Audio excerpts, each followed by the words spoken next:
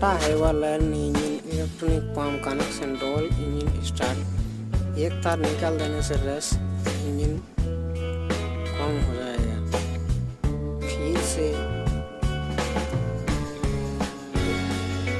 Of होने का जैसा होने का लगेगा, रेस छोड़ देगा। इंजन में जब भी कोई ऐसा स्टार्ट हो रहा है, थोड़ा रेस हो रहा है, फिर बंद हो जा रहा है, फिर से ऐसा ही अगर करने लगे, समझो कि कोई तार निकल गया है, सिंगल तार निकल जाने से अक्सर ऐसा करता है।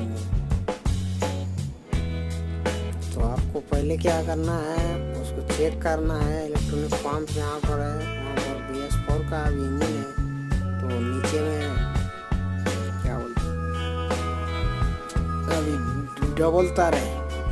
पहले सिंगल तार रहता था, उसमें एक तार सबको समझ में आता था, लगा देने से हो जाता था। अभी दो तार दिया हुआ है, दोनों में से एक निकल जाने से स्टार्ट थोड़ा देर होता है, थोड़ा देर गाड़ी बढ़ भी जाता है, फिर मतलब धीरे धीरे बंद हो जाता है गाड़ी। जैसा लगता है एयर ले लिया, लेकिन वो एक्चुअल में एयर नहीं लिया होता है।